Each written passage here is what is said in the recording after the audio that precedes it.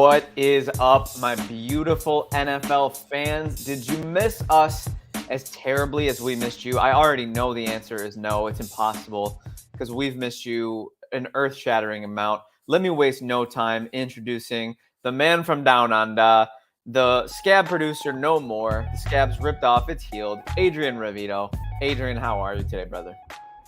I'm extremely nervous. I wasn't aware that I'd be podcasting with the Norse god. Viking has joined the pod. Yeah, I mean, Chris Hemsworth, where are you, mate? It's been a long time, bro. Been like you are looking a couple months. Rugged, my friend. Rugged. This is the savor it. This is the last time you're gonna see it. I'm ripping it off after Sunday, so you guys will see baby-faced KPF in no time. Baby-faced Trill in no time. This is what happens when we don't pod. Like we really just let ourselves go. If I'm being honest, I'm not wearing pants. Kevin's wearing a beard. It's like one of those SpongeBob memes where it's like 2 years later, and then there were just like skeletons or whatever. That's pretty much where we're at. Yeah, we got Armand and Titan Maximum already holding it down in the chat. Our boys, we got the best supporters in the game, man. It's like no time passed with these two. They're right in there showing love. Titan Maximum, biggest Titans fan I've ever met, probably. Do you recognize Armand's profile picture? Because that's quite hilarious. Yeah, that's pretty crazy. That's a pretty crazy. I know we can't talk about it out loud on this. I'll pin it so people can see it, but I'm not gonna acknowledge it. If you're watching the live stream, Armand's profile picture is a well-known meme, and that's all we'll say on that matter. Because it's not family friendly. Ladies and gentlemen, Legit Football has a jam-packed show to catch up. Adrian's canceled. I've canceled. It's been a crazy couple weeks, but we are here. We are back. Hopefully Jimmy's coming back. There was some rumors that Anthony would be coming back, that Brian McFadden would be doing a guest show. So, stick with the Legit Football family. You're guaranteed to hear some more wonderful football takes and see some more handsome faces. But for the moment, it's the two stalwarts of Legit who have been holding it down for you this whole time, Kevin and Adrian, and we are ready to catch up with you on the last couple weeks of missed out podcasting. So without further ado, Adrian, kick us off, brother. All right, so we're going to start with some news, and I'll leave this to you to discuss first. But we'll get off with news. But before I bring this up, I will say that this is one of those episodes where we're going to be flying through some things. ADD. Be ready for it. That's all I'll say. These episodes really, really work well for me, given the ADD. Debo trade rumors. So it was in Legit Football. It was in the newsletter this morning. If you're not subscribed to the Legit Football daily newsletter, what are you doing with your life? LegitFootball.com. Subscribe to the daily newsletter. But I'll read you the write-up on the Debo Samuel trade. Albert Breer could see Debo Samuel getting traded. He thinks the 49ers could move Samuel, especially if they sign Brandon Ayuk to an extension. Why, you might ask, Adrian? Breer writes that Samuel may be more of a luxury than a necessity in San Francisco's talent-rich offense. He mentions that Ayuk is a true number one because he can consistently beat man coverage, unlike Samuel. The 49ers did discuss trading Samuel after selecting Ricky Pearsall in the first round. The Jets, ? Breer mentions the Jets as a potential landing spot for Samuel, given the team's interest in surrounding Aaron Rodgers with talent. Hopefully, our resident Jets fan, Armand, will have something to say about that. Adrian, give me your initial Band-Aid rip thoughts on the Debo Samuel trade rumors. Yeah, I think it's weird that they would trade him after the draft because I know they were in talks when we mentioned that in Legit Football. Mentioned that in Legit Football newsletter. It would be weird to trade him now. I mean, if you get a good enough offer, I think it's worth it still. They've got a flurry of talent. Debo is taking a big hit on their cap. So I could understandably see them moving him. I think Brandon Ayuk is a number one. And I don't know if you remember this last offseason, we had a discussion about players on a superstar trajectory. And I put Brandon Ayuk in there, and you guys called me crazy. I'm just going to, I'm not going to victory lap yet because I don't know if we're there, but I'm just saying that I'd like the tape on that. Yeah. Because I don't think I called you crazy. I will bring it next week. They called me a madman. Yeah, that's exactly right. And if, maybe I'll reference it. If he does go on that trajectory, well, Armand's pitcher. But I think that Brandon Ake is the number one there. To be on a serious note, I think Debo could be moved. He would be scary on the Jets because he's such a gadget guy in another talent-rich offense. And he would make Aaron Rodgers a lot more comfortable, I think. But I just don't know. Like, I'd have to look into the contract and what the cap hit would be, dead money, and all that sort of jazz. Yeah. It seems weird to me that they would trade him after the draft. That's all I'll say. I'll be honest with you, man. I feel like every offseason there's a new Yeah. like angle when it comes to like how smart football fans and analysts talk about injuries, right? Like, oh, injury prone's not a thing. Don't be fooled by the media. Injury prone's not a thing. Bro, Debo misses games every year. I got bad news for you, mate. I got bad news for you, mate. I don't care what they say. I think injury prone is a thing, and I think Debo's injury prone. Maybe that'll ostracize me to the smart football guys. Maybe I'll sound dumb, but I feel like Debo misses time every year. So for the 49ers who are trying to surround Brock Purdy with some stability, Brandon Ayuk, no doubt they're locked in wide receiver one. Ricky Pearsall, their first round pick, they're going to absolutely be investing a lot of time and energy into finding ways to get the ball in his hands. I don't think there's any doubt that Debo should be floated as a trade option. His contract is jacked up. There's a lot of mouths to feed. You still got McCaffrey. You still got George Kittle. In my opinion, I think Debo should be moved on from. And if I'm a team that's sort of on the fringe of competing, and I think he's worth taking a risk for a team maybe like the Jets. Like I don't hate that as like a risk for them. I feel like the Jets, if they did get him, like the rumors, not the rumors, the hype around the Jets already is just like palpable, like it was last year. and they That already have would, good weapons. Like it's not like yeah. they're devoid of weapons. They got Mike Williams, they have Garrett Wilson, they drafted a guy that people are excited about, right? A wide receiver. I think. They did, and now I'm gonna find it while we're talking. Yeah. But Brees Hall, Aaron Rodgers. it kind of seems like the Texans are collecting wide receivers. Why don't you just send them over to the Texans, you know? Like They drafted Malachi Corley. I don't think they're people like him. People like him. Yeah. Look, that You might not. not on People my do. top list. We're talking about the media and their narratives. Corley to the Jets is and they got Jason Brownlee from last year. I don't think any of those guys prevent you from going after a Debo. Maybe Mike Williams a little bit. They're both size guys. They're both big dudes that are supposed to, you know. Yeah, I think Debo's nice because you can kind of plug him in so many different spots. So, like, to someone like Aaron Rodgers who will change things on the fly and makes things out of nothing, like a Debo is like such a luxury that he's never really had. You know, he had back in the Green Bay, he had Devontae Adams, he had Jordy Nelson, but these guys were always like fantastic route runners. They be where they're going to be. They're separating that, and that's that if I throw it there, that's where it's going to be.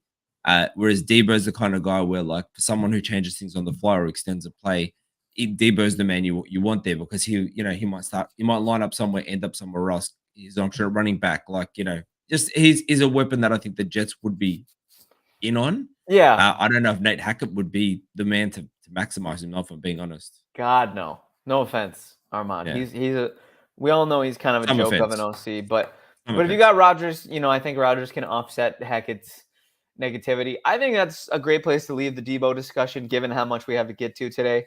Fun thought experiment. Notable OTA no shows, and I'd like to add a name to this list if you don't mind. But I'll start off. We're rocking with It's Tua not Diggs, is it? Tagovailoa. Tell me it's It not is Diggs. Diggs. Yeah, it's Diggs. He didn't show up to OTAs in Houston. He wants out. Tua, Justin Jefferson, CeeDee Lamb, T. Higgins, Brandon Ayuk, and Tristan Wirfs. And I'm hearing through the grapevine that a lot of these are related to contract. Yeah, the ones I put on here were the vast majority were contract. That's why I didn't put Diggs. He's expected at minicamp. And there's a few other players that are expected to play. T. Higgins hasn't signed his franchise. What's the word?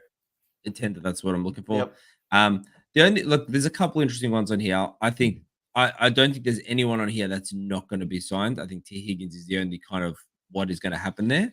The interesting one for me is Tua, because Jared Goff just got paid a lot of money, which we haven't got on our list because Anthony was here. And Anthony, if you're watching, if you come here, we'll talk about Jared Goff. Otherwise, he's getting pushed to the side. Well, hold on. Jared Goff has been good. He has, but he's easy to he's he's an easy arguably punching bag, but he's been good. Like he earned that extension.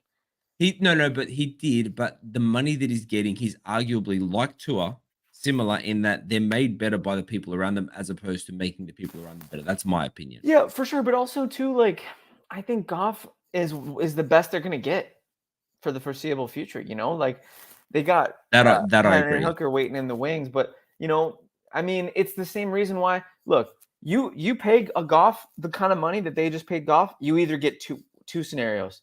You get Goff and you end up on the doorstep of the NFC Championship, or you get Daniel Jones and you end up really wishing you didn't pay that money. But you almost have to take the risk. Yeah, I think. Look, I agree with you because I mean, when Goff went there, he was always going to be a transition man, and then it's turned to that hasn't happened. Which I mean, I don't know. Can you think of anything in recent history where someone's gone there as an obvious transition quarterback and then it's changed? I can't remember the last one.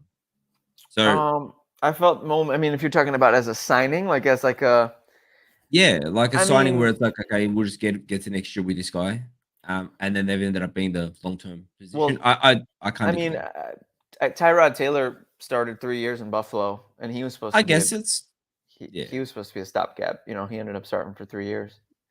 So yeah, and Fitzpatrick anyway, happens everywhere he goes. It seems. where I was going with this is that Yeah, who was that? Sorry, Ryan Oh Fitzpatrick. yeah, that's true. Yeah, he was. I love him. Yeah, he's special. Where I was going with this is Goff got paid all this money. Tua and Goff to me are similar. Because Tua, like and I rag on Tua a lot, but like he hits the numbers, his stats are always off the charts. I just don't know if he's the dude. Like I just don't know if he's the guy that's going to take the Yeah, Dolphins to the promised land. it's So so what do? hard. You either it's because you got to pay him more than Goff, and that's the problem with these contracts. The longer you wait, you always end up having to one up the previous one. Yeah. That's kind of what I want the Packers to be done with Jordan Love and get his extension signed. So Tua's holding out. He wants a contract. I would assume they'd get it done. I just wonder what that number's going to be because I don't know. Have they ever been fully bought in on Tua? I know they've extended him, but like, do you think they've ever been like 100% in on him? Adrian, your guess is as good as mine, bro. This is a really tough one for me because it's like, bro, I was pounding the table for the Daniel Jones extension to happen. Obviously, I look like an idiot in hindsight, but I'm telling you, you got your guy. You got a guy that you believe in that you can at least try to win some games with. Dimes won a playoff game, and he signed a huge extension. And I know it's fluky, whatever. You're gonna Come make on. I all mean, you win a he's playoff probably game, not going to beat our Drew Lock to bro, start this bro, year. bro. Do you know when the last time the Dolphins won a playoff game was? Seriously? I don't. They had a It's been massive drought. 23 years. Ooh. It's been 23 years. I was 7. I was 6. Have they won? Have they won with Tua? They haven't. They never won a playoff game with Tua, bro.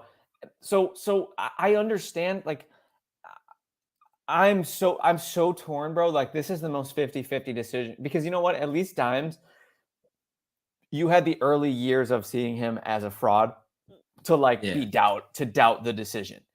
I At least always hated that. At least Hurts had you. Did he have them in a Super Bowl before he signed the extension? Yeah, and he definitely showed. I mean, even now, I know they collapsed, but he's worth the money. And Goff's on the doorstep of a Super Bowl last year, so I can justify that. I don't the Tua stuff, the concussions, the health. Look, he played almost every game last year. I think every game, didn't he? Yeah. He is a I learned how to September. fall. He's a September and October superstar. We've learned that. But the wheels fall off. I don't know what dog he's got in him. If he's got one, it's a damn terrier. It's a damn chihuahua, bro. For real. Like those things always yell the loudest though. I'm really starting to question whether or not the Dolphins should pay Tua. And I hate to say it. Like I think gun to my head, I think I'm the GM of the Dolphins. I do it because of the regular season success, the ceiling that he's proven to have. And I think he's a good leader. I think he's a good teammate. I think he's a good leader, and those things matter. But I think, look, you're tough. right in this. You're right in this sense, right? Because the thing that people forget is those teams that have been in like quarterback purgatory forever, and I think someone like the Browns, the Jets, and don't tell me, guys, sorry, Armando, I know the Jets have Rodgers, but until he proves that he can stay on the field for 17 games, they have been in quarterback purgatory for a long time. Yeah, correct. Yeah. Exactly. Yeah. Cold. Seriously. And so, like, but you've got Tua, who is arguably he can play the position at a high level. I agree with you. I think that you get it done. I don't. He's not a Daniel Jones to me because to me, Daniel Jones never showed the ability to play at a high level. Yeah, he got him to a playoff game. Yes, he got him a playoff win, but I'm sorry that wasn't him. That's probably He was a Saquon Pro who you Bowler, look. brother. He was a Pro Bowler that year. I One of the best just don't. fantasy football quarterback. Yeah, what do your eyes tell you Everybody though? wants to What? explain it Tell me what away your like eyes tell you. it still happened. I'm just reporting the facts. Look, I've already taken my walk of shame on Daniel Jones. I've already taken the walk. I know the stuff. He does objectively. Tyler Huntley was a Pro Bowl one year. Like is it Oh Tyler Huntley? yeah, the Pro What's Bowl his is name? fraudulent. Lamar's book. Yeah. So Yeah. if he gets an All Pro, then we'll talk. But like, Mac Jones made a Pro Bowl. Nice. I love yeah. anti-Patriots slander. We love this. Thank you, Titan Maximum. So anyway, my point being, and we'll touch on those very quickly. I think Tua is the hardest one to get done, but I think they will get it done. Justin Jefferson, the Vikings have always been very public that they're going to get it done. I believe that CD, you would be a Justin joke not to. Jefferson is going to get a Brinks truck, brother. Yeah, He is going to get a Brinks and he should. truck. And he's number one. Would you call it? I'd put him number one in the NFL. Ceiling with the quarterback question mark. It's hard to say whether or not he produces like the number one, but he probably is the best. Him and Chase. Who was their quarterback last year when Kirk went down? They had a bunch. Mullins for a time. Yeah, and he was still getting so the numbers. I know he played. I think he played 10 games last year. It's actually funny. I saw someone compare his numbers to another kind of bashed wide receiver. Somebody gets bashed online, but they didn't put the games played in there. And the numbers were very similar. It's like, dude, he played 10 games. Literally, you gotta think about that, right? Exactly. So anyway, they'll get it done. Let's really quick. CD will get a deal. Very confident of that. T. Higgins I think he'll get traded. I think Ayuk is 70-30 that he'll get a deal, but that other 30, bro, he could get traded as well. It could be him instead of Debo. And then you end up with Debo and Pierce Hall, and that's kind of an interesting role. I think we'll get it sorted. You pay your offensive linemen. I don't even know what they're doing. We're playing chicken with Tristan Wirfs, bro. Pay your offensive linemen. Correct. That's just stupid. All right. That sounds good. Right. We're ready to move on? Yeah, let's go. We're ripping, brother. All right, now, we're doing well. We still got 16 teams to get to in the draft schedule reactions. We've got a lot to go. Good. So, I will say, and I hope you don't mind because you are the host of this show, so you can tell me to shut up and set this up. I like letting you do your thing. So the last time we were here, we discussed the first 16 teams. We got up to KC, I believe it was. So we're starting with the Chargers. And we're just going to do a quick draft recap. However, last time we didn't have a timer. This time we do, but I will mention to the people that I have an extremely demanding 10-month-old, which it comes up on this show constantly. So it looks a little cheaper. I'm sorry for that. I really did try last night to get it sorted, but I'm just going to apologize in advance. Hell no, don't apologize. I like it. It's a lightning round. It's a 1-minute timer. Absolutely beautiful. But we're going to put it right down the bottom there. I love it. So how do we want to do this? Do you want to read out and then I'll discuss it? Are we back to doing what we did last time where we're like alternating draft classes? Yeah. All right. You start so I can pull up the classes and then you start cooking. We're going alphabetical, right? Yeah. So we're up to the Chargers. Can I take the Chargers and I'll tell you why? Yeah, of course. The Chargers are, I've taken a bit of flack on this show for like supporting 30 of the 32 teams in here. And I'm like, I love these people. That's true. But I'm kind of like, I'm a sneaky Chargers fan this season, and I'm thinking of making them my official, not my team. Ooh, that's fun. So while you're pulling it up, I might just do both of these, but I want to take the Chargers if you're okay with that. Let it rip. All right. So they picked Joel, Lad McConkey, Junior Colson, Justin Igbogbe. That's a hard name to say. That's a tough one. Heap Still, Cam Hart, Kamani Vidal, Brendan Rice, Cornelius Johnson, and let's get some time on the clock, and I will go. All right.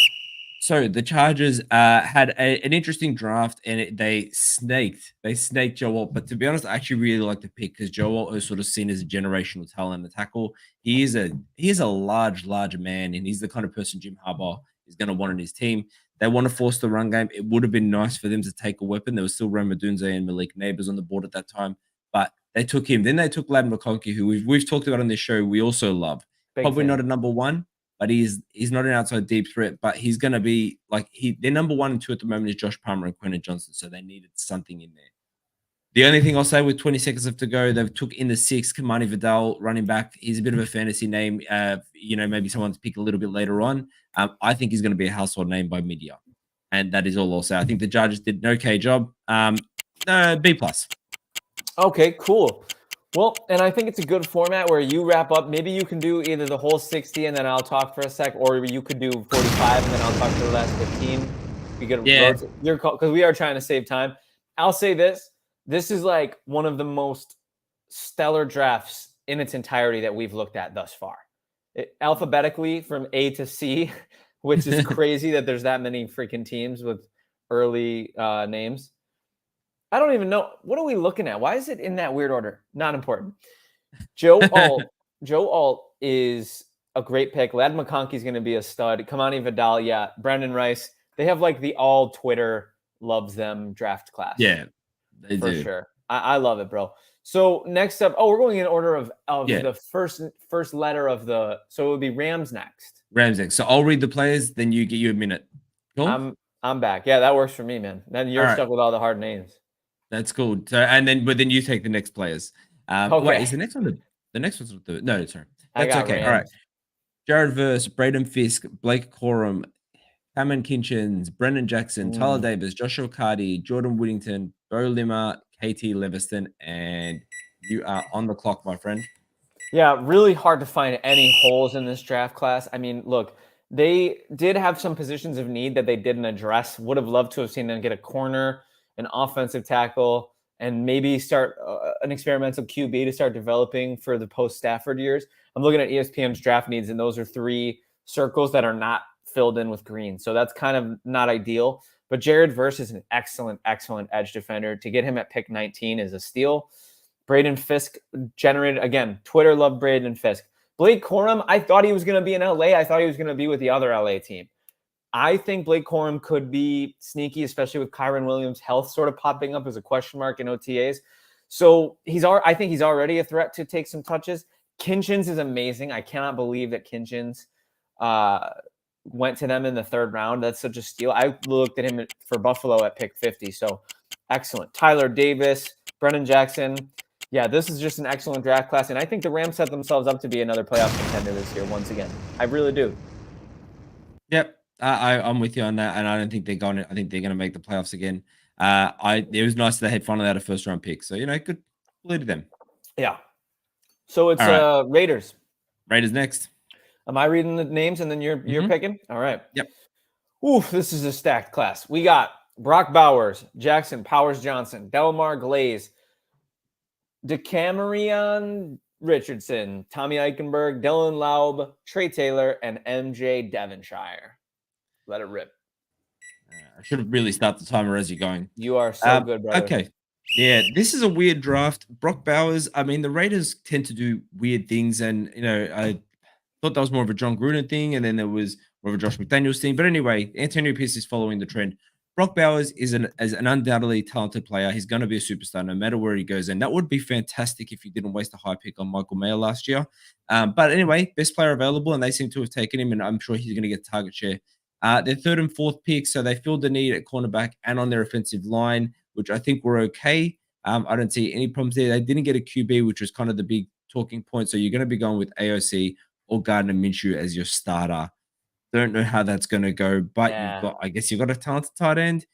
You've got your offensive line short up so that these people, so whoever it is, and they've said it's going to be a true quarterback competition, isn't laying in the turf constantly. Makes me nervous. So look, I don't love the draft for them. I mean, some people have said it's not bad. To me, actually, not. I'm going to say, go ahead and say that a bad draft, and that's it. I'm inclined to say that it's a decent draft. Brock Bowers is great. Jackson Powers Johnson is going to be a stalwart on that line for probably a decade. Some nice back end talent. Eichenberg is a good player to get him in the 5th. Yeah, I gotta give love to them for this draft, but. Adrian, you're 100% right. The lack of a quarterback is the demerit that they get, and I don't foresee them 8 and 9 last year. How? Yeah, I don't foresee them being competitive in the West. I think they'll be in contention for the 1st overall draft pick next year. I really do. That's huge. I mean, look, we'll see, and I could see it. They should want it. given that they need a future quarterback. I agree. All right, Dolphins. Dolphins. It's Brian McFadden's boys with Chop Robinson, not to be confused with Darius Robinson, the other Robinson yet. Confusing. that I confused him with. Patrick Paul, Jalen Wright, running back, Muhammad Kamara, Malik Washington, Patrick McMorris, Taj Washington, and you are good to go. Yeah. So getting Mo Kamara in the 5th round is a huge steal. They double dipped at the edge position. Makes sense given their history with banged up edges right now. Jalen Phillips. Chubb. They had a couple massive injuries to that position last year. So they're really stockpiling the assets. You can assume it's going to take some time for those guys coming back to get back into the swing of it. Patrick Paul, you got to get offensive linemen. It's not the sexy pick, but it's a good investment, 2nd rounder. Especially if you're trying to keep Tua upright. Then Jalen Wright is kind of my wild card pick in this draft because they've already re-signed Raheem Mostert, or maybe they restructured his contract, but he's definitely going to be on the team this year. Devon Achane is the darling, the fantasy superstar who broke NFL records for yards per carry last year. Jalen Wright could slot in and be like the 1-2 punch with Achane, but he's also a very explosive player. So it's almost a little bit like, instead of thunder and lightning, like lightning and lightning, which I'm thinking is a little bit. We'll see how it works out. Both speed guys, right? Interesting fit. But I like the class on the whole. It's a little light given their lack of picks, but they did an okay job. I like it. Not gonna add anything. I'm gonna try to stick to our timers. Stick to the script. Yeah. Vikings. They drafted JJ McCarthy at 10, Dallas Turner at 17. Then they didn't have a pick again until the 4th round. Kyrie Jackson, Walter Rouse, Will Reichard, Michael Juergens, and Levi Drake Rodriguez.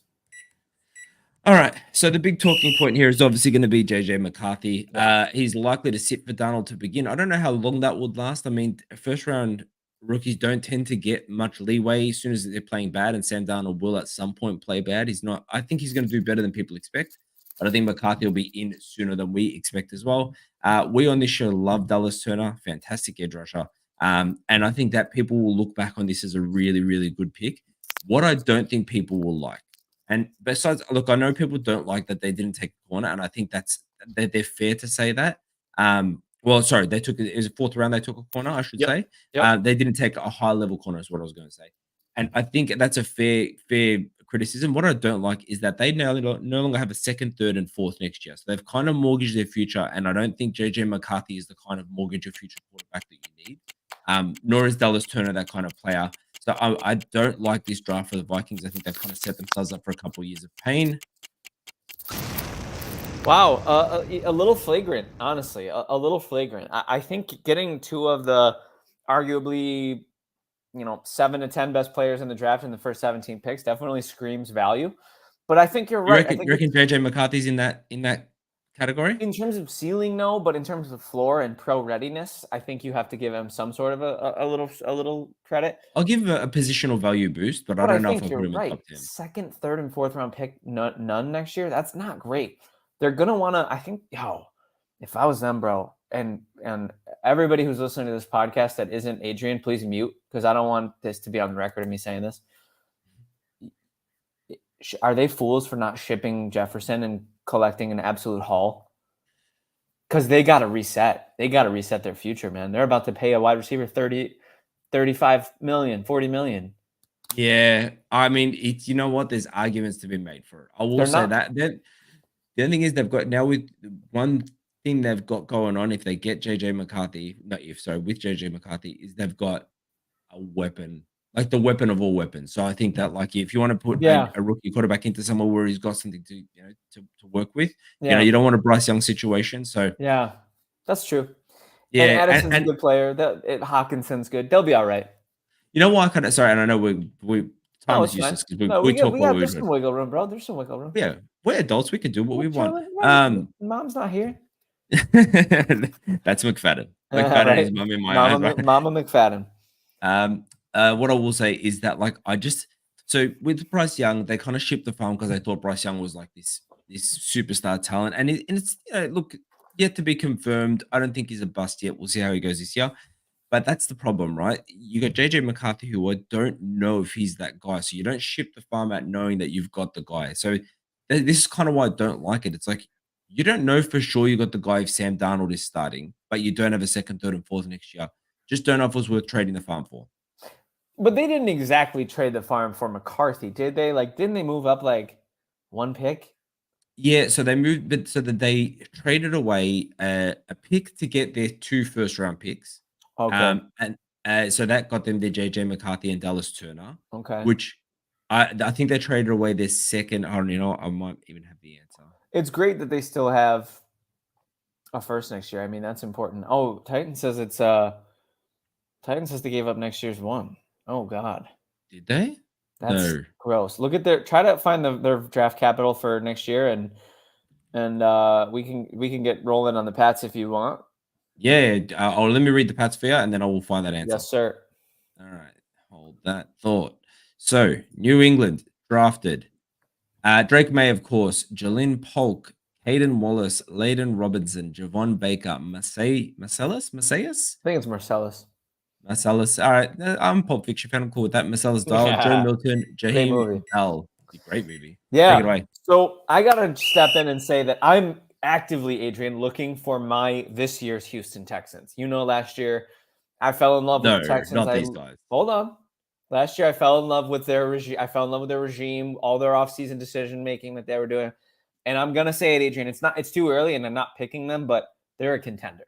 They are in my this year's Texans sweepstakes. And the fact that you said no is reason why I'm onto something, because that's what they said about the Texans last year. They said, why would you trade your first rounder next year when you're going to be a bottom 5 team? And I said, I think they might make the playoffs. And I was right. Let's hold on. Let's pump the brakes. But Drake May's a good player. And he's to get him third overall, he could end up being the best quarterback in this class. I'm just going to be honest. It gives me some Josh Allen vibes. Jalen Polk is an excellent player. To get him in the second round is huge. Bolstering the offensive line with the next 2 picks. Javon Baker's a guy people were looking at in the second. They got him in the 4th. Joe Milton to be a backup quarterback in the future. And I love this draft, man. I love this draft. Gerard Mayo could be this year's D'Amico Ryans. I got to think about it, but similar vibes. I don't think they're going to make a run to the playoffs or nothing, but I think if you sleep on the Patriots heading into this year to at least be an improved team from 4-13, I think you're crazy. I think they can win 6 games. So I'll tell you why the face was not. Nothing you said was wrong. I just feel dirty hearing you talk positive about the Patriots. Nobody feels dirtier about it than me, but I call it like I see it. It's the beard, man. It's bringing out a side of you that I don't know if I've seen in this. Dude, you know what? I mean, bro, imagine when I have to say good things about the Texans who traded for Stephon Diggs. Like, imagine when I have to say good things about them. Like, it's gonna be tough, man. He's my new nemesis. Next on the list, we have the New Orleans Saints, who are just a perennial kicking the can down the road team. They're kind of a hilarious franchise, but hey, they've won a Super Bowl in the last 15 years. You gotta give them some love. Tally Fuaga at 14, Kool-Aid McKinstry in the second round, Spencer Rattler, Bub Means. This is the best, hands down, the best names in the draft. This team, yeah. Agreed. Their first 4 picks are all excellent names. Jalen Ford, Christian Boyd, and Josiah Azirim. Adrian, take it away. All right. So their biggest need by far was offensive tackle. They took 2. I love Talise Fuaga. I think he's an excellent pick. So I really can't fault that. I feel like that's going to be an absolute home run. Kool-Aid McKinstry. You know, we say in this show I'm drinking the Kool-Aid, and I am drinking the Kool-Aid on Kool-Aid because I think he's going to be a really good corner. They needed to shore up that secondary. Spencer Rattler was an interesting pick. That kind of threw a few people. Now, if you notice, they went from the 2nd to 3/5. So they had a really weird draft, but I think they got good value. So I like Spencer Rattler. I think he could be the player that takes over from Derek Carr. He got a bit of a bad rap and he dropped because of some work on a reality show a few years ago, weirdly. And I will just say to people, to the fantasy next year, Bub Means, get on him because the receiver spot is open behind Chris Olave, basically. And I think Bub Means is a good dart thrower. I went and picked him up on waivers on our new fantasy league, and I think he's a really sneaky good pick. So Bub Means, get on it. Yeah, and it's just tough to really talk about this team seriously because we all know that Derek Carr is severely limited. He's not gonna take them to the promised land very likely. So they're kind of in a. You used to be the truther on Derek Carr. I'm still a truther. I like him. I think people always go too low on him when really realistically he's just slightly below average, but people want to make him out to be this bottom 5 guy. He is diet Kirk Cousins. He is just slightly worse, slightly lower ceiling, slightly less exciting Kirk Cousins, but he's not one of the worst quarterbacks in the league. No, I would say when the Raiders had their franchise and when they kind of what's the word? Ratted him? Is ratted a term in America? Like ratted? Like they dirted him, like they did him dirty. Yeah, they did him dirty and kind of they benched him and then they sort of sent him away. I actually think that was a mistake because he's had some years where he just played out of his mind. Yeah. Now he's a depreciated asset. It just feels like they're playing for 12th place. I think if they make a wild card, it'll be a big win for them. And I don't know. I think you want to start the futures now. Rattler might be, he might be. Yeah, start building him up because I feel like Rattler can do something. He might be getting some looks next training camp. All right, I got the Giants, Mr. A. Hey, okay, so we've got this is a good one. Malik Neighbors, Tyler Nubin, Andrew Phillips, Theo Johnson, Tyrone Tracy Jr., and Darius Muasawa. Hell yeah. Okay, excited to talk about this team because I was their resident defender last year and the year that they made their playoff run, and I got egg all over my face thanks to Danny Duds. Malik Neighbors is one of the best players to come out of the draft in the last decade. Could be the best receiver in this class. Obviously, Marvin Harrison Jr. already has the Hall of Fame jacket. So let's start talking about who's next. I think Malik Neighbors. That was sarcasm, by the way, just in case you didn't know. Malik Neighbors is a great player, and I cannot wait to see if he can elevate Daniel Jones because Daniel Jones has never had a true wide receiver one. We all know that. Like they've had the most ragtag bunch of wide receivers maybe of any team in the league. Tyler Nubin's a solid safety. He'll contribute probably right away.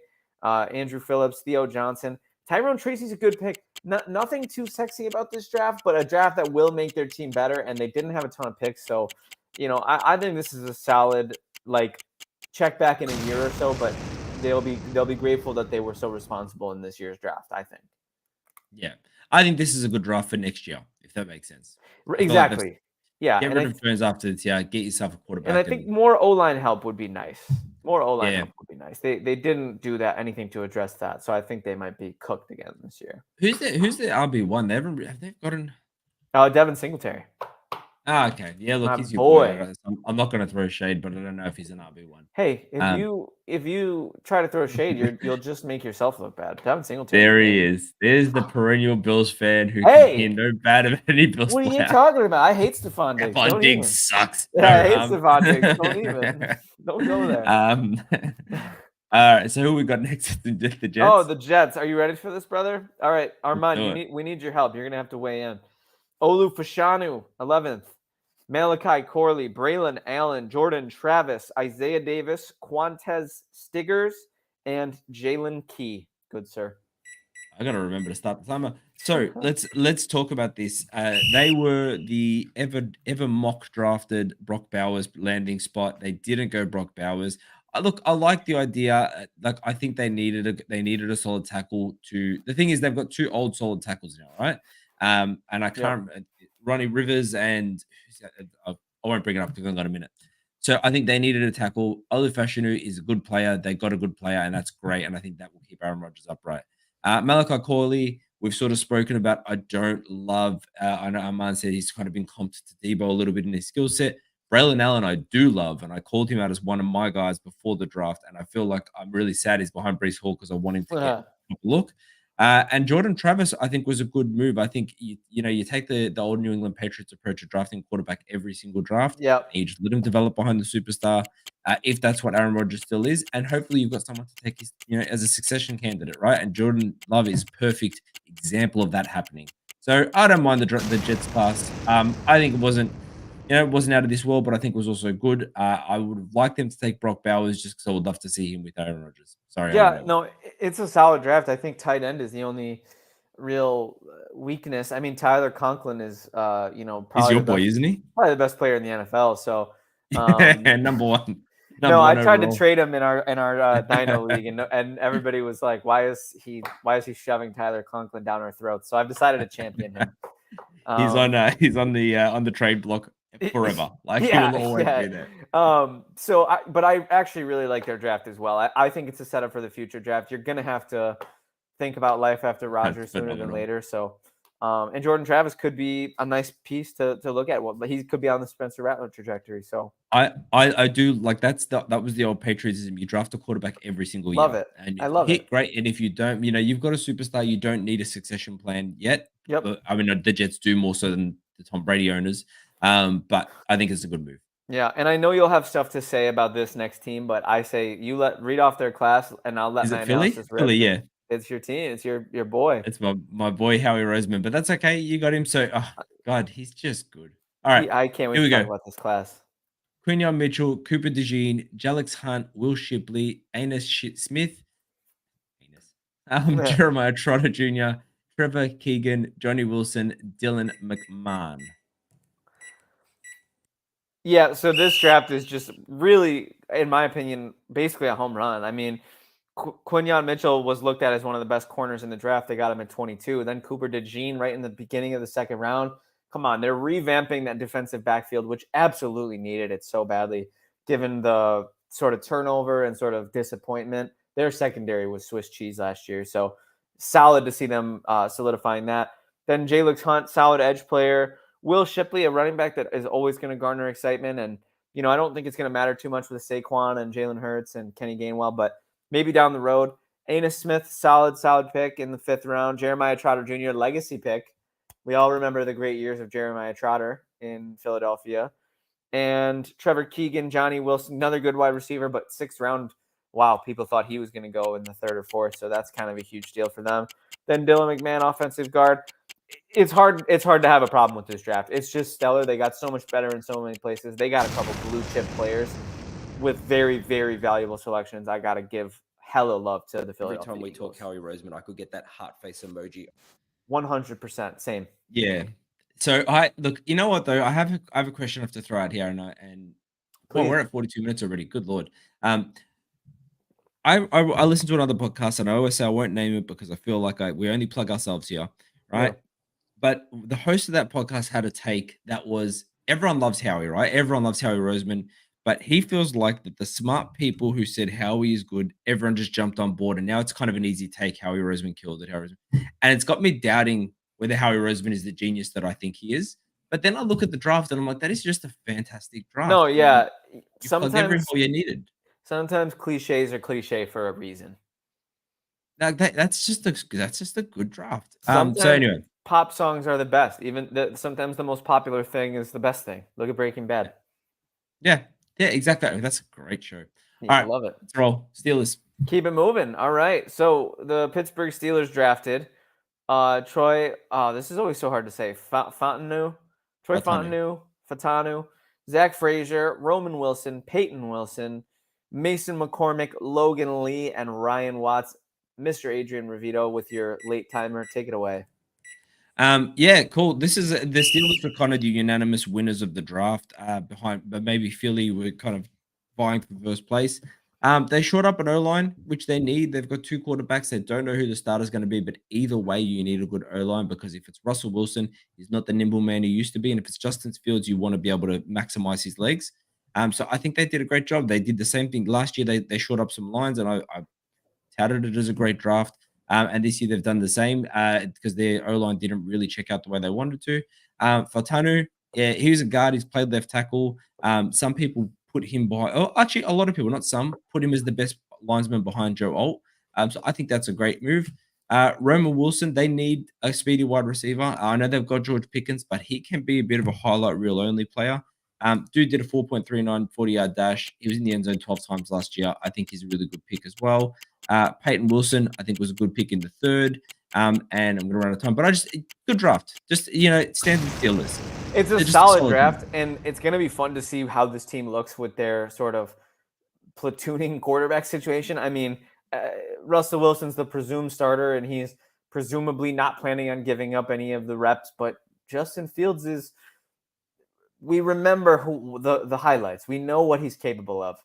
And I think that those plays and those throws that he made at Ohio State and some of the running he did at Chicago, they're gonna keep buying him chances. And if it were me, Adrian, I would have Russell Wilson on a short leash because I think very much. if you hit on Fields and Fields ends up being who we thought he might be his last couple years in Chicago, man, it's such a slam dunk. And Wilson, we just know how low his ceiling is now after everything he's been through. I don't think he's going to recapture Seattle, Russ. But they did a good job to build around. I mean, Roman Wilson's destined to be a Hall of Famer based on the way that the Steelers have success with drafting wide receivers. Great solidifying the O-line. They're always good on defense. So, anytime they add to that, it's just annoying. Peyton Wilson is a good player. Logan Lee in the 6th is the steal. So, yeah, you got to give love. Got to give love. Yeah. I think they just, what it is that the Steelers is they've just got a solid, Tomlin is a fantastic coach, solid front office, and they just that's what keeps them in contention every year. I understand that they haven't had the quarterback that they need, but they're always in contention. Russ, they're paying nothing. So having him in Fields was just a genius move. Anyway, we spent too long on them. 49ers, ready? I got Seattle next. Is Sorry? that no, San Fran. No, that's weird that Oh, wait. You're thinking SEA and I'm thinking SF. That's what it is, but you can do it. I can do San Fran. All right, cool. All right. Let's go Ricky Pearsall, Renato Green, Dominic Puny, Malik Mustafa, Isaac Guerrero, Jacob Cowing, Jarrett Kingston, Tatum Bethune. Yeah. So hard not to like this draft when you got Pearsall right at the top. Probably an overpay at 31, but whatever. Probably could have traded down and picked up some more picks and still grabbed him at the top of the second. Renardo Green, corner, good to solidify that. They need better cornerback play. The Chiefs kind of got him through the air in the second half of the Super Bowl last year. Malik Mustafa in the 4th is a big steal. He was a safety a lot of people were targeting. Isaac Guerrero is going to be a great player. Kind of interesting to see how he'll fit in with CMC. I don't know if he'll jump right to the RB2 role or if Elijah Mitchell has a stranglehold on that. That'll be a fun camp battle to see because being McCaffrey's backup, you're probably going to get a game or two or at least a quarter or two when the Niners are up 30 in the 4th. Overall, this is a sort of responsible draft. This is a good draft. Armand talked a lot about at the beginning of the show about what it's going to look like, how they surround Purdy with talent. Now that they're going to have I'll go out on a limb and say that this draft will age well in the years because I think they'll get some starters out of it, some solid starters out of it. I remember Matt Harmon from Reception Perception, who evaluates receivers for a living, by the way. Yeah, really friend of high the show, actually, believe it or not. Really? Yeah, my buddy it works very closely with Reception Perception. Good guy, Matt Harmon. He was very high on Ricky Pearsall. Yes, and that's good. All right, Seattle. Let's do it. Seattle Seahawks. I got a couple great friends who love the Seahawks, so this is going to be fun to talk about. I can't wait to hear your thoughts. Byron Murphy, defensive tackle. Christian Haynes, Tyrese Knight, AJ Barner, Nehemiah Pritchett, Satoa Laumia, interesting name there, DJ James, and Michael Jarrell. Adrian, take us home. Yeah, thought I'd let you take the hard names. Yeah, thanks. So look, the Seahawks needed their defensive tackle pick is directly related to the fact that they were ranked 31st in run defense last year. They need someone like that. Byron Murphy is a fantastic pick. I don't think was he the first defensive player off the board, or I might be going crazy there. Christian Haynes, guard, shore up your line. They sort of get in behind Geno Smith, and I like that. I feel like he's earned that spot. Their tight end pick in the 4th, so AJ Barner, he's I don't know if he's that talented, but he's a great blocker. So I feel like they're really just making room for their weapons because they went all offense last year, and now they're kind of backing it up.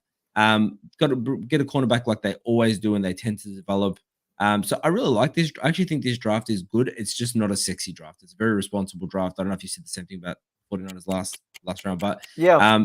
And Seattle tend to do that, and they tend to always look like geniuses after the fact. So I believe True. New regime, right? Pete Carroll's out, McDonald's in. So this will be fun to see how their organizational differences sort of. Is Carroll still in the building?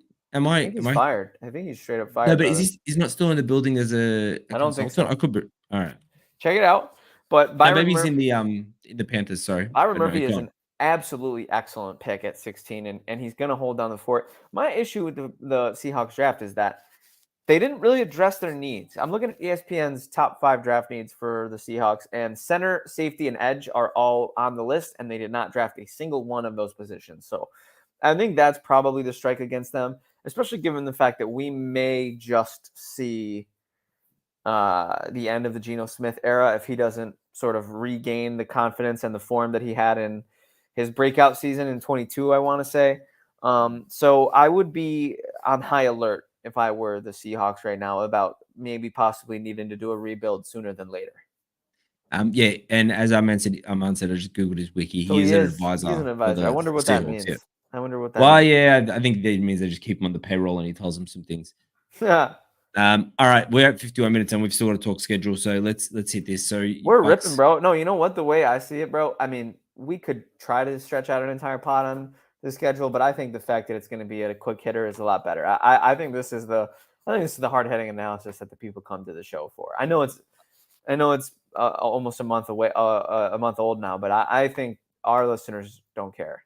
I love your positivity, Viking. Oh, of course, brother. So I'm reading up. No, you're reading off the Bucks, right? You're reading the Bucks, and I've got the. Didn't I read the Seahawks, brother? No, you read it, and then I. Oh wait, sorry, you're right. I'm wrong. What an unusual feeling. I got you. Graham Barton, Chill Chris out. Braswell, Tyke, humble brag there. Yeah. Tyke Smith, Jalen McMillan, Bucky Irving, Elijah Klein, Devin Culp. All right, let's let it rip. Graham Barton, absolutely solid first round pick. He's going to be, again, a stalwart in the center there. Chris Braswell's a good edge.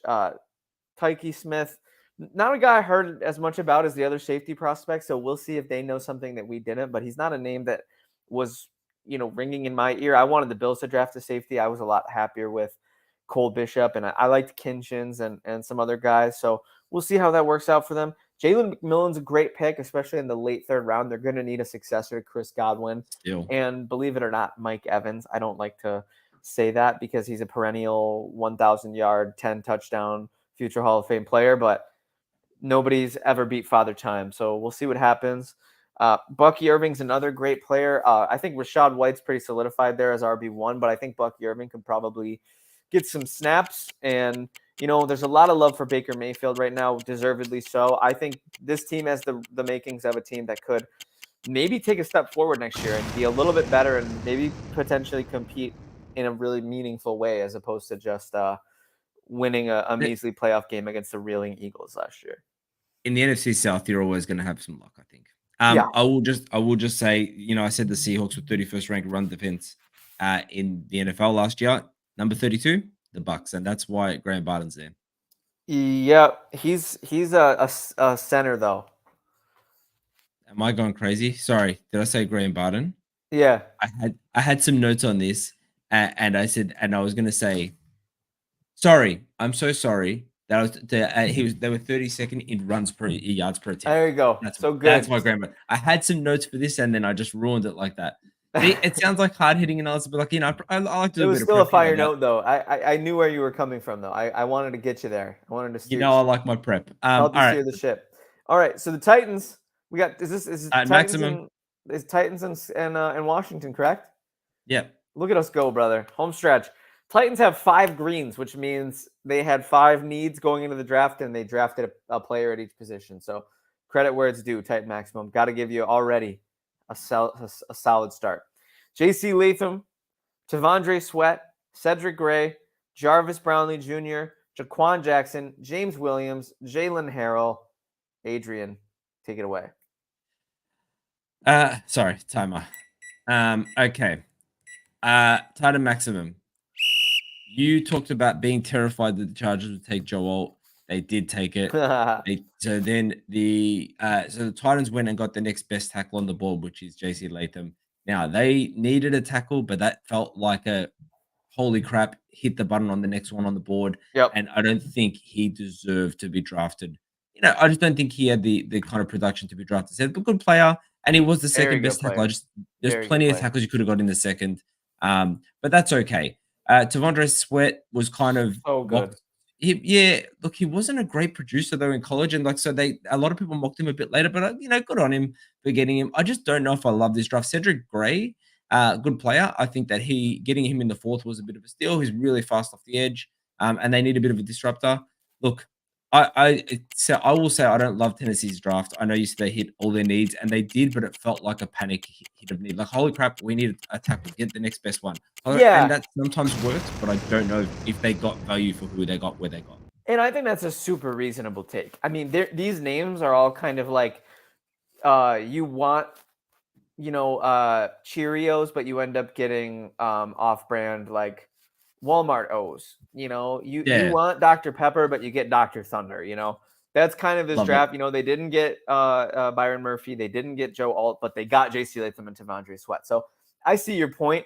I'm not mad at it because they're an ascending team and they need to fill holes to see if Will Levis is going to be the guy. And they did a good job. They did a good job filling holes. And sometimes that's what you do. And it's not it's stand to be seen, like what they do with this draft. And we'll look back at this as either a terrible one or a fantastic one. It's not as responsible as what we've been talking about all day, which is the teams that are thinking about the future and drafting for, to set themselves up to have depth at positions of need, as opposed to we need to fill holes. We need warm bodies, basically, is what the Titans did. Correct. I'm not mad at it. Bring us home. Let's bring it home, brother. One last team. Jaden the Washington Daniels, football team. That's the one. Much better than Commanders. Jaden Daniels, Jazan Newton, Mike Senristil, that's a hard name, Ben Sinnott, Brandon Coleman, Luke McCaffrey, famous brother of Christian McCaffrey, Jordan McGee, Dominic Hampton, and Javonte Jean-Baptiste. Yeah. Hard to really talk about this draft class and not look right at the beautiful Heisman Trophy winning second overall pick, Jaden Daniels, out of LSU. What a fantastic player, and what an ascendant player. He got so much better as his college career went on. I think he has the potential to be sort of like a Lamar Jackson type player in this scheme. He's a great runner of the football.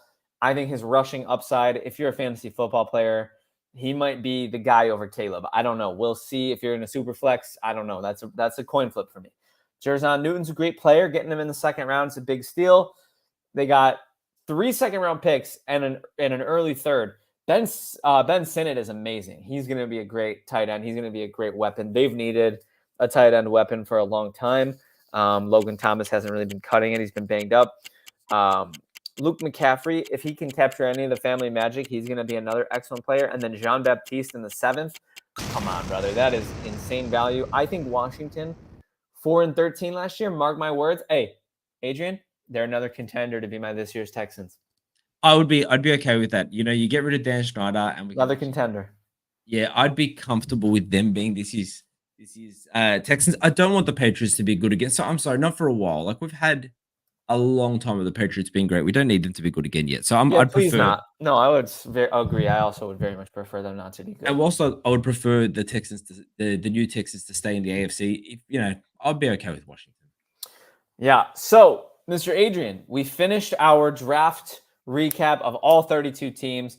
So proud of us. I cannot believe we did that. What a rally. And you know what? You said it yourself. Wow. Titan Maximum in the chat, caping for Dr. Thunder.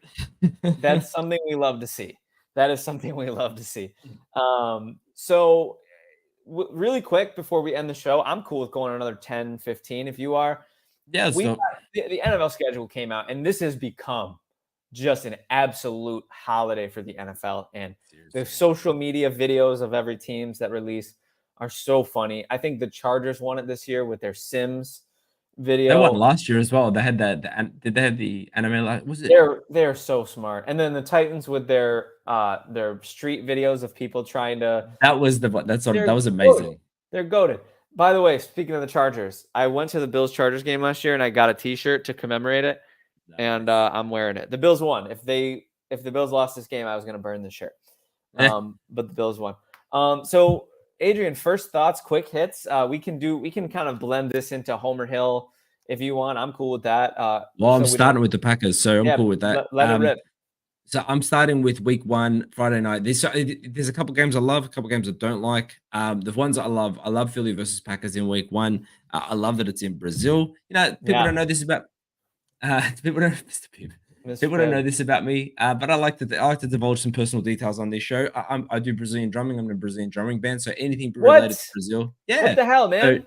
yeah, tell me. Actually, funnily enough, you've got a game. I've got a. I'm sure I've got. Yeah, I've got a. We had Newcastle and Tottenham Hotspur playing down here at our Wow. largest stadium in Was that Victoria, and soccer? yes, and I was drumming at Don't you that ever talk event. about soccer on this pod? No, I'm just kidding. You No, like it is soccer? the fake football. Do you like Chelsea?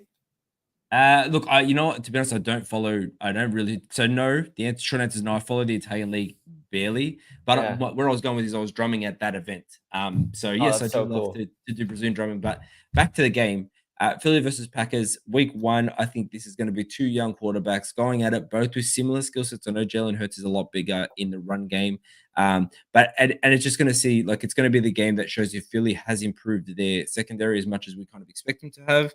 And it's a massive game for the Packers because if you come out and ship the bed in week 1 against the Eagles, it's like you don't want to start out 0-2 or something like that. Like the Packers are meant to be contending this year. And added Australian bonus for any Australian listeners. Plays on a Friday night, which means it's Saturday morning here. No one has to pretend to be working while they're watching. That's beautiful. That's something I love to hear. Well, I mean, bro, there's a lot of great games. I mean, it's hard to really Awesome. touch on, like, bro, I'll just give you quick, like, instant, like, sort of more Tell me. wide, like, more varied takes. They are really milking the NFL's popularity in a sense of there are games on Wednesdays, there are games on Fridays, So good. Saturday. It's going to be amazing. I'm so excited. I about love it. I'm going to have to really, really work on my gambling budgets by then because I will have something to bet on every day of the week, which is dangerous. But I I heard a stat, and I believe it was around the NFL. I'll just say it. I know you don't like to divulge the names of other I love running podcasts, NFL. but they said that the Chiefs were the first team in NFL history to have a game scheduled on 6 different days of the week. The 7. only day, no, I think the only day they don't have a game scheduled for is Tuesday. They don't have a game on Tuesday. Am I thinking? I'm going to Google this because I'm sure. Yeah, Google I could be wrong. I don't think so. I think it's 6. Oh no, I'm wrong. You're right. You're right. It's still an awesome stat. And I'll say this, man. There's a lot of primetime games that people are going to be breaking down the doors for. I don't think we're going to, knock on wood, because it always seems like this, but I don't think we're going to have as desolate of a primetime schedule this year as we did last year. There will be moments for sure, but last year's primetime schedule was just vomit everywhere, all over ourselves and everyone around us. And I don't think that's going to be the case next year. And you know what? That being said, there's some damn good games at 1 o'clock Eastern, 10 o'clock Pacific. There's some damn good early window games. The Bills Stephon Diggs reunion game, Adrian, I thought for sure would be prime time. That's a freaking 1 p.m. Eastern kickoff, bro. I love it. I love 1 p.m. kickoffs. If the Bills could have 14 1 p.m. kickoffs, I'd take it. They have that's 7. A 4 a.m. game for me, so I don't love it. Oh, that sucks. Okay, so you prefer the prime time when the Packers play in prime time. Yeah. What time is that for you in Australia? So depending where it is in the schedule, because obviously daylight savings plays a part, but it will go somewhere between kind of 11 to, I think it's either 10 to 12 or 11 to 1, depending. That's amazing. That's perfect. Yeah. That's a which is fantastic time. But it's always a work day. That's the only thing. What do you do? Yeah, I agree. There's a lot of good revenge games. So again, I'll just quick fire a couple. Broncos versus the Saints, Sean Payton. Rams versus the Lions, going to be an amazing one. 49ers at Chiefs, Super Bowl rematch. Steelers at Broncos. So Russell Wilson heading back to the Broncos. And then this is not a revenge game, but Ravens at Chargers, the Hardball Bowl. Can't wait. Again. Can't wait. Another one. And Jim has never beaten John. And so it's going to be interesting. That's crazy, bro. He played him in a damn Super Bowl and he lost. Thanks to the lights. Yeah. Any dislikes? No, not off the top of my head, because I'm such an optimistic fan, bro. Like at the beginning of the season, you really can just see the value in every matchup. Like I'm over here thinking Bryce Young is going to be a thing this year. I'm over here thinking these rookie QBs are going to have a little something to say about everything. Can I get a bit jaded on that? Do point? Let it rip. The Bears have the easiest strengths of schedule, and I can't. This is the Packers fan in me. I try to separate it for this show, but I can't help it sometimes.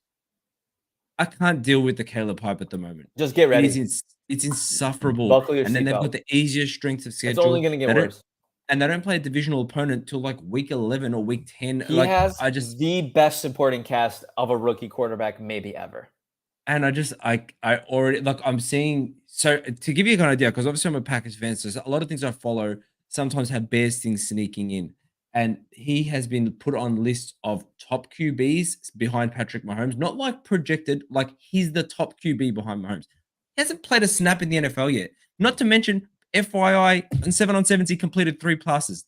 I'm just saying, I know it's OTAs, but if anybody who thinks that there's any QB that has even a sliver of a claim to QB2 in the NFL that isn't Josh Allen, they lose their credibility to me. Joe Burrow, not even. Burrow's missed 2 out of his last 4 seasons, brother. I'm sorry. Allen's missed 2 snaps. You know, I just can't stand. I hear you on this, and you know we agree on this, but I'm just like fireballing on Caleb Williams and the hype. But just remember, Trevor Lawrence had that same hype. Just remember that, like, and what is going on with him here? Yeah, it's tough. I mean, Lawrence could still run the corner. I mean, the league's better when there's more good quarterbacks. Yeah. I'm optimistic. I hope that everybody finds their guy. Inevitably, they won't. Inevitably, there will be guys that will fall off this year. There will be teams that will suck. Guys will go down with injuries. Guys who we thought were going to be good won't be. Guys who we thought were going to suck are going to be good. Like, it's the NFL, and that's what's beautiful about it. And the schedule release always kind of, rallies up that juice in me of like, oh, it's real. It's coming. Yeah, I hear. And I'll tell you what, Adrian, I will be attending a Kevin Fox record 4 Bills games this year. Whoa. And I will let you predict which ones I'll be at. Can I bring up the Bills schedule? Bring up the Bills schedule, and I'll let you predict which ones I'll be at. All right, they're all home games. Sorry, no, wait. I'm not going to divulge any information on where they're being played. Okay, let me have a quick look. Okay, so the Rams for sure because they play in LA. Correct, that's one. 49ers? Where's that?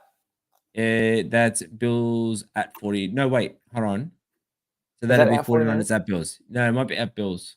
No, so that would take I'm not currently planning on going to that game, so take that one out. All right, what about Jets? That's 1 strike. Jets? You get 3 strikes. No, I'm not. I won't be attending Bills Jets. What's going on my computer? Did you see that? No. Oh, what is going on? I don't know. I didn't do that. I was off the screen, but that was very pretty. That was cool. Yeah, cute. Okay, Bills Patriots. Yeah. That's one. Because it's holiday. I've got two or 4. Yeah, you 2 strikes and you have two right. You know what the problem is? I don't know US geography. We need some context clues here. Think about where they're playing and where I might be able to find a place to stay. Miami? Not a bad guess. You struck out, so you got 2 out of the 4. And I wanted to go to Miami. It's in talks because Joe Crack's going to be in Miami. My pops lives very close, but actually, I will be bunking up with NFL Stats, Jimmy in Indianapolis, and I will be attending Bills Colts. Oh, that's amazing. I should have had her on. I think of that. You know what? You should probably come to Indy, bro. You should probably come to America and 11th of November. I can make that work. Yeah. Sorry, child. Let's start looking at getting you out there because that's a reunion for the ages right there. I'll let McFadden and Ant know. We could do a show in person. Get McFadden to sponsor my flight. We'll get and then we're good. We'll get the whole team. And then I really want to go to the home opener against the Cardinals. I thought about going to the Chiefs game. Me and my family are still debating between Bills Cardinals or Bills Chiefs. But if they lose at a game I go to, then I might jump off the railing of the stadium. So I probably shouldn't. I understand that. I don't like seeing them lose, bro. It's not fun. And not especially if you got to travel for it. I think that stings just that little bit extra. So, all right.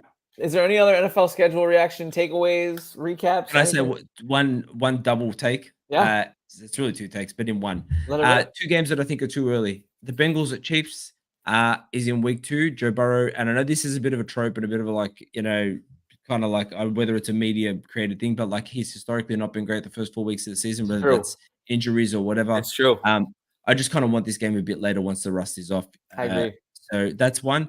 And I think the Rogers playing the Niners. I mean, like he got injured, what, 4 snaps in? 4 snaps, was it 4 or Yeah, 5 something snaps? like that. Yeah, so early. And now you're putting him against the 3rd ranked rush attack That's week 1? on Monday Night Football in week Oh, 1, like where yikes. he tore his. So I just give us a chance to enjoy Rodgers a little bit. Give him a bad defensive team to begin with. Yeah, give us a layup, bro. Seriously, like, like Yeah. give him have a longest yard game. Give him someone that they can just wail on. But anyway, that's just 2 that I just think they're just a little bit too early. And the last one is the Packers play 6 of their first 8 games at Australia time, 3 and 4 a.m. Loser of the schedule. Yeah, that's not great. That is not ideal. But later it'll get better. I'm telling you right now, bro, when you live in America, Iron don't sharpen Achilles, Armand. That's all I'm saying. Armand, I was hoping they would get the Titans in week 1. I want to see the Jets good too. I mean, I hate them and I hate all the AFC East teams, but I love the league and I want it to be fun. So yeah, and I want Rodgers to be a thing. I really do.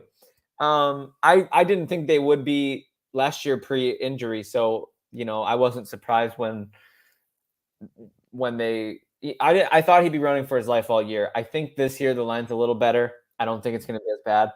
The weapons are just as good, if not better. So there's hope. There's hope for sure, Armand, and we'll extend that to Pro Football Demon and all our other Jets fan friends. But there's one other thing I wanted to say, but I think I might have forgotten it. Oh, I'll say this. When you live in America, bro, like when I was young and the Bills sucked, I've so badly wanted, the Bills never play on Monday Night Football. They never play on Sunday Night Football. I went the first 10 years of my fandom, maybe more like 15, and I saw like maybe 5 total Bills primetime games. And now that the Bills have been good since 2020, they've been getting between 4 and 6 primetime games every year. I miss it, man. I miss that 1 p.m. kickoff. There's really nothing like it. It's therapy, bro. And the only benefit of the Bills playing on primetime now is that I can watch Red Zone unimpeded and I can see everything that's going on around the league and I can Can't do with Red Zone. And all that. You don't do Red Zone? No. Why? I'd rather watch the condensed games and go back and watch. Adrian, please. Adrian, as Well, your football brethren, as your American football brethren, please give Red Zone a try next year. I've tried it. I had a friend who said the same thing, and we watched it one time, and it's like crack. I can't do it once, and then the next time you're like, "Where is it? Where's the Red Zone? I need more Red Zone." The Red Zone, literally. Bro. But I just there's times where it's like, why are you not on that game? Even though there might not be something exciting happening on that game, that's what I want to watch. So I normally pick the team that I want to watch at each slot. I'm mad. And then I'll go back and watch a condensed game. No, but then you already know what happens. You already saw the play on Twitter 100 times, bro. With Red Zone, you see it all like it's just happening. Yeah, I do hate watching games when I know the outcome. I have to, before we wrap up, I have to one correction on myself. I think I said the Jets tackle was Ronnie Rivers. It's actually Morgan Moses. I just looked at the depth chart real quick.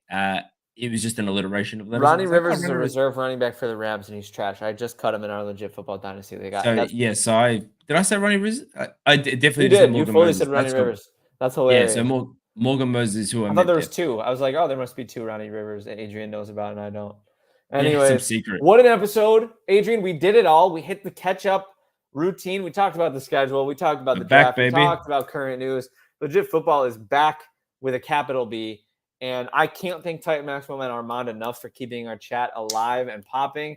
Adrian, I can't thank you enough for just being your handsome self and just being here with me to talk football with. I feel like you talked about knocking off rust for the players. I feel like we knocked off the last month of rust of us not talking football. And we are ready for a long offseason of chat and football. And I think we should do division previews, schedule breakdowns, prediction breakdowns, fantasy football episodes, this, that, the third, and the other thing in the coming weeks, Adrian. Well, we need a fantasy special before most drafts kick off. I know some already have. And I was just thinking about our last offseason. We had songs of the offseason, which I absolutely love. Oh, we got to do some fun stuff like that. Yeah. I'm going to go back. Actually, you know what? Scab producer no more. I am going to put together a schedule for Let it rip, brother. I'm in. I'm locked in. Shout out to my pops for watching again. We love to see it. Continue. All right. I'm just going to say this is a cliche of mine, but we've got 720 people watching from Twitter right now. Now, listen, Twitter fans, Twitter followers, let me just say this because I know we're at an hour 15. Kevin and I do this out of the love. But, we'd love to back the Brinks track up one day. Get over to YouTube, subscribe, jump on our Twitter. If there's 720 Twitter watchers right now, we should have 720 follow requests. That's what I'm saying. It's I'm true. not trying to be an He's influencer. right. He's I right. just we want to love grow you this all. thing. We forgive you all if you don't do it, but go do it right now, or else you're never welcome back. All right. Yeah. Adrian, this has been the We Legit love you. Football NFL podcast. I'm Kevin Phillip Fox. He's Adrian Revito, and we are